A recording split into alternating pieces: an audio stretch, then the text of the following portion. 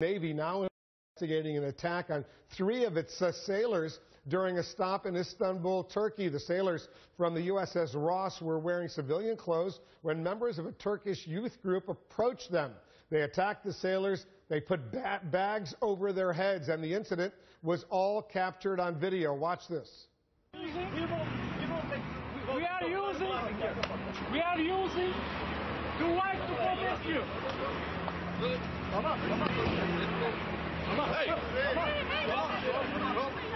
We don't go home.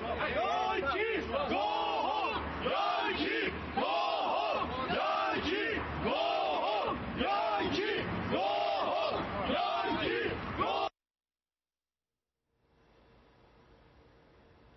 And you can see them putting the bags over these sailors' heads. This on the streets over there in Turkey. They're shouting, "Yankees, go home." Let's bring in our Pentagon correspondent, Barbara Starr. Barbara, first of all, any of these American sailors, were any of them injured? No, Wolf. The Navy is able to say that all 3 of them, while traumatized by the event, made it back to the ship, none of them requiring medical attention. The Navy saying they're really very pleased that the sailors kept essentially their cool, putting their hands up, not resisting, not provoking further violence against them, and that after a while they were able to get away and basically run away. It could have been so much more serious, so the Navy's happy it wasn't, but they're very unhappy that this happened. You look at that video, Wolf, there's about 20 men that swarm these 3 U.S. Navy sailors, and no one comes to their help. And it's pretty shocking when you look at this picture, remembering, of course, that Turkey is a NATO ally. Now, this group supposedly behind this attack on these 3 U.S. sailors, this group called the Turkish Youth Union. What do we know about them? Well, it is said that they are left-wing, anti-government, sort of neo-nationalist, if you will, against the Turkish government, but also very much against the Western and U.S. presence in the Middle East. They shout anti-American slogans. They talk about these 3 men, maybe they don't realize they're sailors. They talk about them as being soldiers, U.S. soldiers, about what they perceive the murderous presence, if you will, of the U.S. military to be in the Middle East, and they name several countries. But look, Turkey is a NATO ally. There is a very close relationship. The Turks, it should be said, overwhelmingly have welcomed the involvement of the U.S.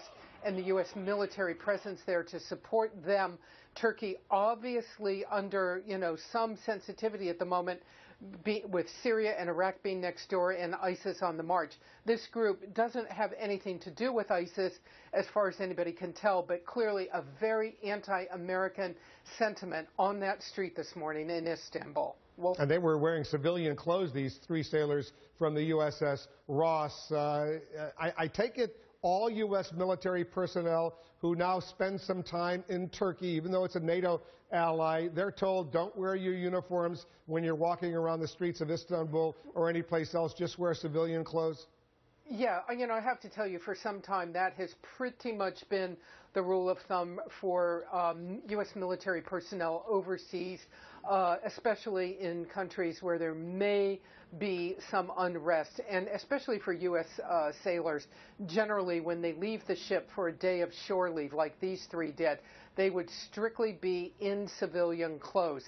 What we don't know, how did they know these guys were military? Were these militants watching the pier? Did they watch young sailors come down the pier side off the Navy ship? And were they able to identify them that way? How did they know that they were basically approaching U.S. military personnel?